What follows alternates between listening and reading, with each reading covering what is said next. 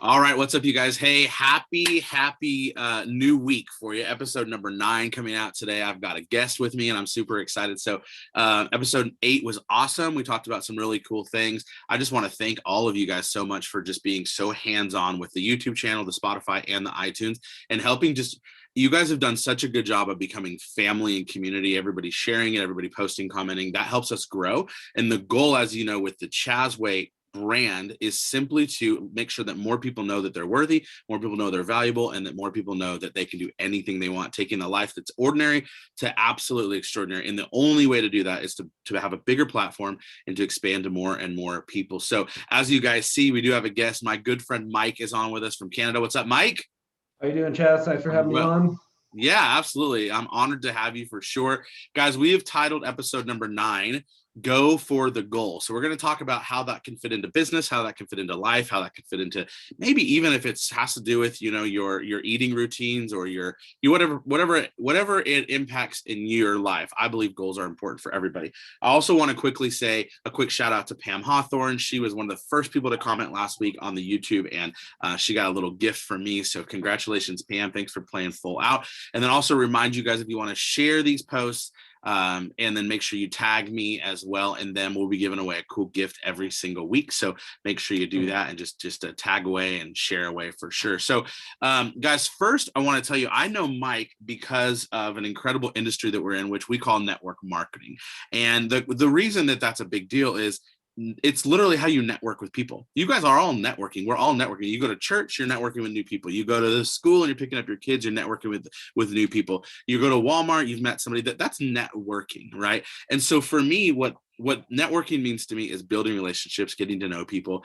And honestly, in this day and age, when it's such a social media based world, such a virtual world, sometimes it's really the biggest blessing is having the opportunity to meet people through the virtual world, through social media. And that's how Mike and I met. He and his incredible wife, Carla, we met through Facebook. And it's been about a year now, I think. Yeah, a little over, I think. Yeah. Which is so cool because I know we've both evolved in life in that year, and I know that our businesses have evolved as well, and I think it's super cool. So, Mike, why don't you just introduce yourself and talk a little bit about who you are and your family and where you guys are located, and then we'll jump into talking about goals. Yeah, for sure. Thanks, Chaz. So I'm from Calgary, Alberta, Canada. Married, have a wife of 15 years, 2 wonderful children, Noah and Mael. Both super active. My son, he's a super competitive snowboarder. He's actually been training with the Canadian national team, so I'm super proud of that. My daughter, she's into horse jumping, so we're a busy family. We're on the move all the time. Myself personally, been an entrepreneur for over 22 years. Straight out of high school, I got into business ownership. Had a retail business at first. Actually still repping the brand these days. Still carried this. It's pretty cool. We carried the brand for 22 years. The store's closed, but the brand's still rolling. We still monetize it, so it's pretty cool. So part of the entrepreneur journey, right? From there, got into construction and had some crews, and then evolved into a manufacturing business. So my whole life has really been based around creating stuff, creating businesses, creating relationships, networking, creating content. And as Chaz mentioned, we met through Facebook and through content creation and networking as well. So it's been a cool journey. And now as my entrepreneurial journey kind of grew, I learned about network marketing, and it's been a very interesting journey that has taught me a lot about goal setting and personal growth and leadership development, and going for the gold, like Chaz mentioned, and really kind of stepping forward and stepping out of the comfort zone, and trying to make changes for not only for myself but for everybody around me. Yeah, for sure. That's so awesome. So I want to ask you, since we are talking about goals, and I want to know, like, you became an entrepreneur 22 years ago, right? And so what do you think it was? Like, was there history? Did your family set that mentality and mindset up where you no? Okay. Tell me a little bit about what gave you that drive to, like, my son's 14, a huge entrepreneur. He's at his mom's this weekend. And I know you know Braxton as well. He texts me first thing this morning, Dad, I just met this guy on Instagram for $4. I can buy this website from him. And I think it's really what helped me build. He's got these, you'll appreciate this. He's building fingerboards. He doesn't even ride skateboards. He rides scooters. Sorry to your son that's a skateboarder, but he rides fingerboards or scooters, but he's making these fingerboards now, and he sold his first one this weekend for $25, and so now he's trying to build a website. So he's got that, and I think he saw some of that comes from my work ethic, but I think he's also just got it. So did you just have it? I when I was like about 12, my best friend growing up, his dad was a home builder. And I spent a lot of time. He was like my brother, really. He was my second family. My family was his second family, and I would spend a lot of weekends with him. And when I would go out to they had a place just outside of the city. They were out in the country on an acreage. And when we would go out there, we would end up going to work with Mike's dad, because he'd be like, you're not sitting around, come and do it. So I kind of got the exposure to somebody that was running their own business at a very young age. Like, I saw he was building his own houses. He was his own boss through all the projects. He was able to, give us these little jobs to do, and he was making the decisions. So I think that was what kind of clicked for me at first, because and we would get paid cash, and we'd be able to work when we wanted. So it was appealing to me. As going through school, going into later in high school, I had some older friends that were in university, and they were taking business, and they started lawn care companies. Mm-hmm. And I was just, in the summer, I was like, you know what, sounds like a fun way to make some money. So I go out and I worked for them, and I would cut grass, and we would get very competitive, and we'd see who could cut them as many lawns as possible in a day, because we got paid per lawn. So that was another exposure to not your typical pay, right? We're not getting paid by the hour. I'm getting paid for the value that I bring, what I create, what I've done. Sure. So I was like, okay, this is cool. Like, again, I watched my friends be their own bosses, create their own income, not be stuck to an hourly wage, and not be tied down to somebody else telling them when they could do things that they wanted to do, right? When they could go camping, especially at a young age, when they could go play, right? So that was always appealing to me. So, right out of high school, I fell into my first entrepreneurial opportunity with a friend's family. When my friend graduated, he was a year older than me. His parents decided they were going to actually buy the local skateboard and snowboard shop that we had been shopping at for the last 8 or 9 years. And I had an opportunity. I had some money saved up from a small inheritance that I had, and they put an offer on the table where I could join in a partnership with them. And it was just like heaven sent for me, because I was a skateboarder and a snowboarder, and I just got an offer to be part of a business in a skateboard and snowboard shop. Mm-hmm. So that was like basically the day I graduated from high school, I went straight into business ownership. Like literally the day I left high school. Wow. The next day I was working. And that's kind of how it all started. And it evolved through there as I, through the business journey. As I grew up, I realized, like I love snowboarding, skateboarding, but it wasn't really the industry I wanted to be in my whole life. As things happen in business, there was some, as we grew, we realized that we weren't the best business team either. So I was the first one to move on from the business. The family carried on. I went on to do my own thing. And it's funny, that's when I shifted back to construction. And so it kind of went full circle, right? But yeah, so I guess long story short, back to your question, it was an early exposure to seeing how you could create your own job, like business, be your own boss, make your own decisions, and get paid what you're worth for what you do, instead of having somebody else determine your worth. I think it's important that we repeat that you got paid for the worth. You got paid for the value you bring to the table. And you said that early in your explanation there. I thought of Jim Rohn right away. And, he talks about getting paid. Like you can work for an hour. You can, like somebody, if you're getting paid $8 an hour, how much did you bring $8 of value to that hour, or did you bring a lot more? You're only going to get paid 8 as long as you stick within the confines of that clock in, clock out structure. So that's awesome. It's awesome you were given an opportunity young and you ran with it, because you didn't have to run with it. You could have been scared. You could have got uncomfortable. You could have been like, just ran away because it's scary. But you chose to face it and you did it, and you had great opportunity. You learned through it. And then of course the evolution moving into the construction world, and still having a love for that industry that you started so young. And it's still, and I know now it even gets to carry into your family as well. I watched you build the ramp in your backyard and stuff, so it's cool that's still in your blood. You know what I mean? Yeah, for sure. Oh yeah, I mean, my goal now is, I've retired from construction and my cabinet business, but my next kind of goal is to set up my own workshop, my own wood shop, so I can do hobby stuff. I've always, and when I shifted into my construction career, I built a lot of amazing things for a lot of people, but I didn't get to build anything for myself or my family. So I'm excited to actually start to use those skills that I developed to do stuff that I'll be able to kind of cherish and have the reward from. So well, and it also move on to your kids as well. Not only are they seeing the example that you are, they can be as hands-on as as they choose to be, but also it's going to be stuff that's multi-generational. So yeah, very cool. So I want to ask you, I know 22 years in entrepreneurship. Where in that 22 years, and you can give me the short version of just as it comes to mind, where in this span did goals become a priority? Like when you're a young guy opening a construction company, was goals even in your verbiage, or was it just like, this is the job that needs to be done, I go do the job? Because you maybe were planning, because that's just how you do business, but where in your life did goals come into to play? Way too late. Okay, that's fair. Same.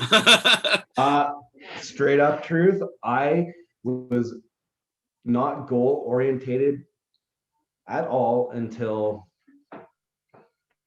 4 years ago. Wow. Did the network marketing industry A, introduce you to that, and B, was that what was enticing? Did that industry put it on the table? It was a catalyst. 100%. Mm-hmm. And it's crazy because, I'm not saying this to impress anybody or anything, but I did over $30 million in sales in my cabinet business, and I had no goals. Mm-hmm. I had goals to make money in that business, but I didn't have a passion, a connection, a driven goal, right? And I didn't have clearly defined goals, and they just resulted in daily acts of trivia. For sure.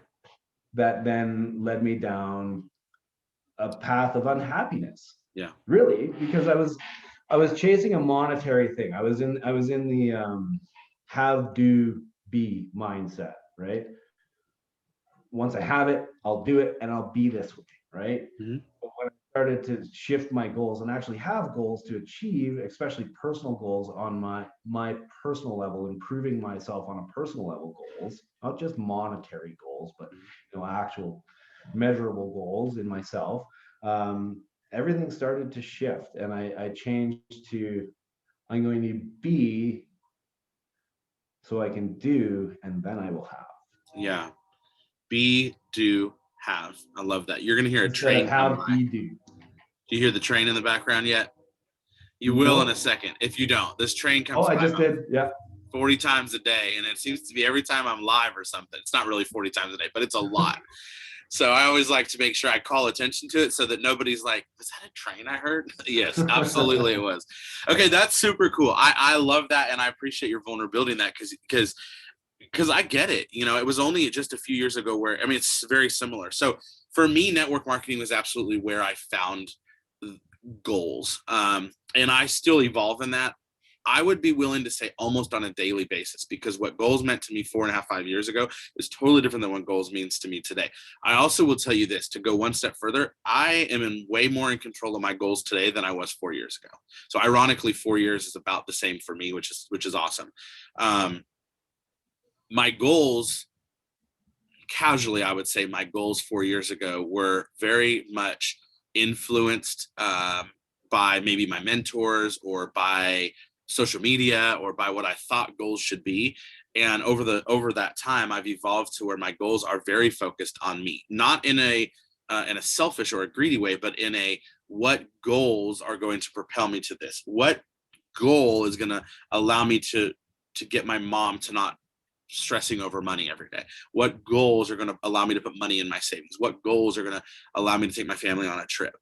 Right? Yeah. What goals will allow me, because of this goal, I can be a more generous giver. You know what I mean? And it's become a lot more personalized than maybe in the beginning. So next question for you is, why are goals important to you? And of course, maybe also you can touch on, if you want, how it's evolved in the last 4 years. Have goals evolved for you as well? Yeah, well, I mean, goals, what I've discovered is a goal that isn't written down, and this is a cliche thing, but a goal that isn't written down is a dream. Mm-hmm.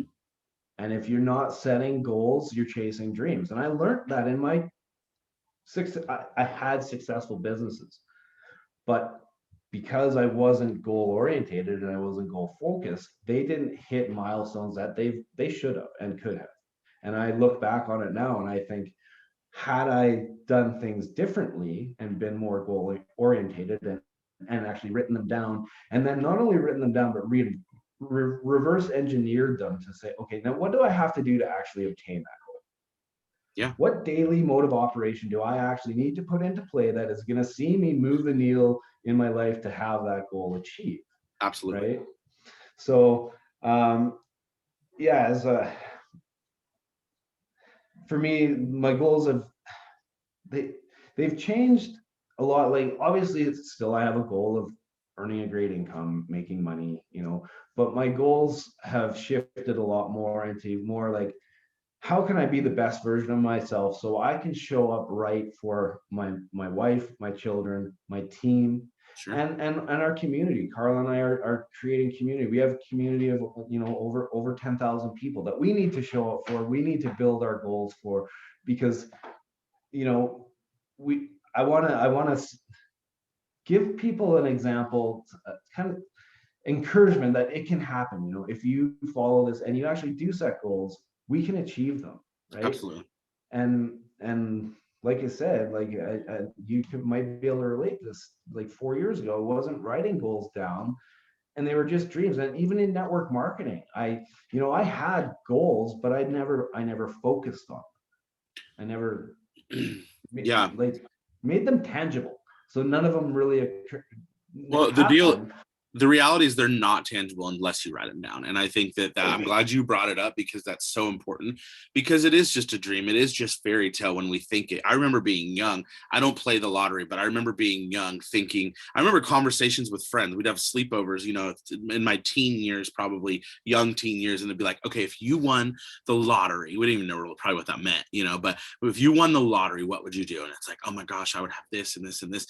And like, the reality is, as I say it today, it's still all fairy tale and fantasy, because when you put it down on paper, it's kind of a plan of execution. It's how do I get from A to Z? That the goal lies in the action. Oh, that's good right there. That's good. The goal lies in the action, right? So if the goal is here and the outcome is here, like the action is what's going to get you there. And so putting it on paper, making it tangible, is absolutely the key. I think that's incredible. Go ahead. I was just going to say, sorry, a thing that happens, and for me, I was just, as you're talking, I was thinking this, when you don't write goals down and they stay in the dreamland, it's a great way to then make yourself fall back into judgment when these dreams don't come true. Because then you're not going to evaluate it. You know what I mean? Like, why didn't that goal come true? You just go, oh, well, this doesn't work. Whatever, Yeah. without a goal. But if you've written it down, you've made it tangible, and then maybe you didn't get all the way to your goal, but you can say, okay, well, what worked, what didn't work, and what am I going to do differently next time? Yes.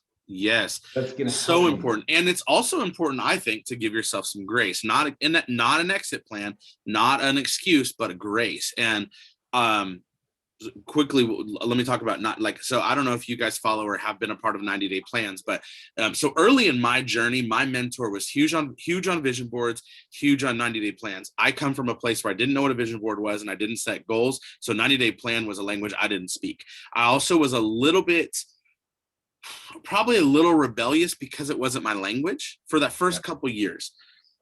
And then when I started dabbling in a 90-day plan, which for those of you that don't know, a 90-day plan could be anything, but the short, easy, simple version of it, and again, this is so customizable, but it would be just literally having a plan every single day that goes on a piece of paper. I like to use a logbook. I'm kind of weird. I like to have a book that's only for the 90-day plan so that it doesn't get, mixed up with other things. And then it's, what are your daily actions through the day? Now, guys, Mike and I are in business. We're in the network world. Maybe for you, it's not. Maybe you're a stay-at-home mom, stay-at-home dad, whatever it is for you. This isn't about, this is 90-day plans don't have to be a business thing. And I'm just, for the record, I'm not even doing a 90-day plan right now. But what I want you to know is in the beginning, so you can write down anything. It can be that every day I brush my teeth, every day I pray, I pray, every day I have my affirmations, every day I take my dog on a walk. It doesn't matter.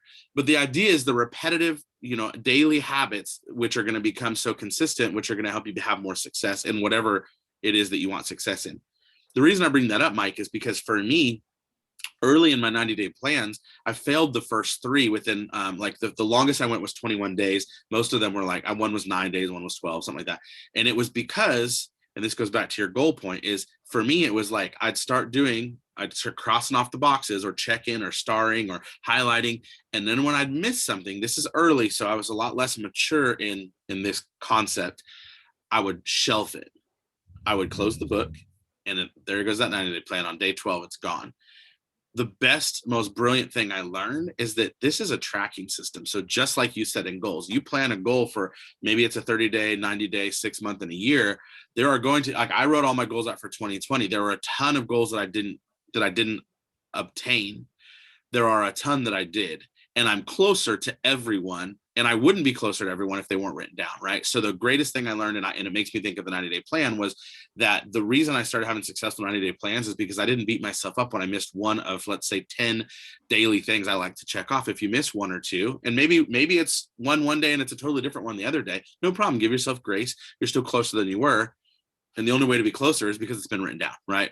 So yeah, and it doesn't matter what you're doing, if it's business, if it's life, if it's health, if it's relationships, whatever it is, you set these goals, and having like micro goals. Carla and I talk about it a lot along the way too, like little goals, little milestones along the way that'll allow you to celebrate. sure. When you break down and reverse engineer your goals and figure out the little things you need to do along the way to achieve that goal, well, you celebrate the micro goals, the wins that'll help you keep going.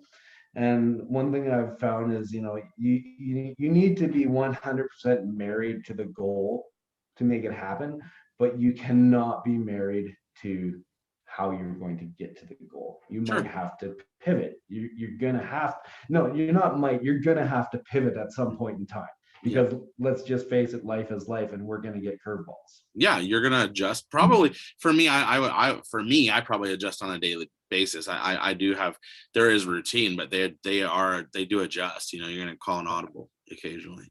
So I totally agree. So tell me, Mike, what is one thing that what has having a clear goal changed? Can you tell me something in your life, or maybe you and Carla's life, or even the family's life? What is one thing that, since really creating goals and putting action behind it, putting it on paper, communicating, what's one thing in your life that's been changed because of that? One. Yeah. Results, like honestly, the results in everything. Mm-hmm. Because the goal setting has gone past just my business. Mm-hmm. So the thing that's changed is I'm actually seeing results. And what I've learned through this whole goal creating journey is to, like, when I get the results, I evaluate the results. So, okay, now how can I move on? How do I take this now to the next step? Or how do I improve upon what I did? So the best thing it has is it's got me having results and also being very resourceful on how Mhm. I'm going to achieve goals. Whereas before they were just dreams. Mhm. Because even in my business, like I said, that was very successful. We were a force to be reckoned with in the business, and the company still is since I moved on. But had I been more specific in those goals, I know I could have taken that business much further, because Sure. it was all not tangible, because it was dreams that weren't written down as Yeah, actual goals. absolutely. Yeah, I think that's so true. And I also think it's awesome that you didn't. And the reason I say that is because you didn't have goals and the business went a different direction. You've obviously left, like, we'll just talk construction. You left the industry, you've been able to move on into other things that are going to provide so much more for your family. Really, truly, I believe. It's kind of for me, I would say a blessing in disguise. I'm not a huge believer in regret. I'm a huge believer in examples and in like evolution. And so I think for me, it's when I hear you say that, I think, well, I'm glad he didn't, because I know that your life has changed in massively larger ways than just monetary, because you didn't have that mindset shift then. You had it now. You had it when you were supposed to. That's the answer. You had it when you're supposed to. You know. You just nailed it. Yeah. 100%. I mean, Yeah. we're all going through what we're going for a reason, to teach us the lessons we need to learn For sure. for where we're going. I mean, So I want to circle around for the listener, and I want to just recap the conversation Mike and I are having. But my goal is to bring you empowerment, and so I hope that you guys understand that, like, a lot of it for us can be, we've kind of wrapped a lot of it into business mindset, but it can be anything. As I mentioned, so many examples. What's important for you guys to understand on the other end of the line is to know that when you set some goals and you achieve them, there's something that does to your mind. And there is a major sense of accomplishment. It's a massive confidence booster. It's a massive ego boost. It's an incredible way to look at yourself with a whole different value level, because you've achieved something. And so even if it is, I love when you talk about breaking it down into micro goals, like just making the even just piecing the little things, because also one little action will create the next one and the next one. And now you've had a powerful snowball effect. So for the viewer, for the listener, I would say to you, just start writing things down. And it could literally be your plans for the next day, but start somewhere, because once you start doing that, I think you're going to be really shocked at what it does. For me, it's a massive confidence boost. It's a massive confidence boost. It makes me feel worthy. It makes me feel like I brought value to the day. It makes me feel like my son's going to be more proud of me. It makes me feel like my industry my industry can be better because I'm actually in action.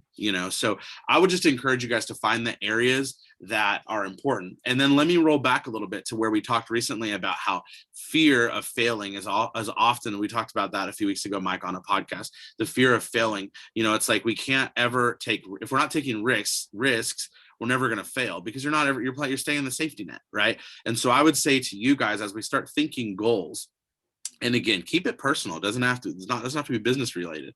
As you start thinking of that, what are the areas of fear that you're going to release? Where are you going to surrender some of those fears so that you can write down a goal, so that you can put a plan of attack, and then you can achieve those? And it's going to put you in a much better place. Excuse me. And I really believe that's important. So I just want to encourage you guys to, even if you want to go back and listen to the fear of failing episode, and just think, as you start to put pen to paper, what areas can you kind of surrender and let go of some of that fear, and let faith overcome that, so that you can really start seeing some results. And I think that's important. So man, that's awesome. I really appreciate this conversation and talking about goals. It is really near and dear to me, because like I said, I was resistant for so long. And my mentor probably was frustrated like crazy. I look back, she's not my mentor anymore, but I think about that, probably was really hard from a as much as I believe I'm coachable, I don't think I was coachable in that area, yep. So I can 100% relate to that as well. yeah, 100%. it's cool to evolve. So what's next for you, Mike? Well, actually, before I ask you that, where could somebody find you if they wanted to follow you and Carla along in your journey? Can you just give a couple plugs on how they could find you and follow along your journey? Yeah, for sure. So we've got a few places you can follow us on. We've got our Mike and Carla business page on Facebook. Also, our website is mikeandcarla.ca, very easy. Mhm. And we also run the Rise Marketing Academy on Facebook. So it's a group on Facebook that you can request to join, where we teach basic personal branding skills, marketing skills, and social media skills to build your business using social media. So Perfect. yeah, Perfect. And tell me the name of that group again. the Rise Marketing Academy. Perfect. So you guys, if you're interested in Facebook groups, you can just go look up the Rise Marketing Academy.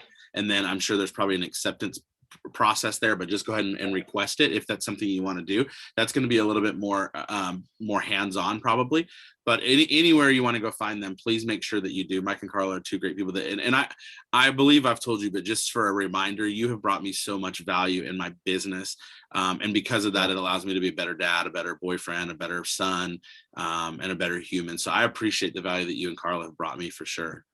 I truly appreciate you saying that, and right back at you. I mean, we've both been able to learn so much from each other, and that's Yeah. what I love about this business and just networking in general. Yeah. Getting to connect and learn from people like yourself is so amazing. Sure. I often tell people, like, if the industry's weird, that means you're normal, because it was weird to me. I was an absolute no to the industry, but I say this, and I'm passionate about this. If the worst thing that can happen if you joined in the network marketing industry, the worst thing is you build some really cool relationships and you learn a little bit. I didn't know about personal development. There were so many things I didn't know, goals, right? So it is fun for sure. Well, cool. Well, we're going to wrap it up again. Thank you so much, Mike. Next week's going to be episode number 10. I don't have a title for it yet. I'm not even sure exactly what direction it's going to go, but if this episode brought you some value, and I believe it probably will, would you please make sure that you go follow Mike and Carla on their pages, mikeandcarla.ca, Mike and Carla page on Facebook, as well as tell me again, the Rise Marketing Academy. Rise Marketing Academy is a Facebook group. So make sure you go check them out. Drop a message to Mike and tell him how much value this message today brought you. And then also, of course, make sure you like, share, comment, follow. If you're doing this on YouTube, if you'll just make sure you hit the subscribe button, hit the like button, and then drop a comment so we can just continue to have that back and forth dialogue. And same thing with iTunes, Spotify, etc. Be contributors, not consumers. You guys know that's something I always talk about. It's so important to not be toe dippers, be hands-on. We're going to bring you value. It brings us value back, hearing some feedback for sure. So yeah, like, share, follow, and make sure you're tagging me in posts, because I will be giving away some random gifts as well. So that's it for this week, Mike. Thank you so much. I appreciate you. Wait, what's the weather like in Canada right now? It's actually pretty decent. We're above zero today. So okay. It's warm. We're coming out of the deep freeze. That is so crazy. Like, it's so in the central US region, we got hit so hard over the last couple of weeks, Yeah. It was wild weather lately. Oh man, it's so crazy, but it's beautiful now. It's sunny, and I think it's probably in the 40s, but we went from zeros to wind chills down into the negatives, which is probably warm for you guys this time of year, but it was very much a shock for us. But I kid you not, we went from that, and within 72 hours we were at over 70 degrees, and the snow, about a foot of snow that we ended up with, which is very uncommon here, was all melted. It's just that Oklahoma weather, it changes in a blink of an eye, so it's crazy. But well, thanks again. Please tell Carla hello.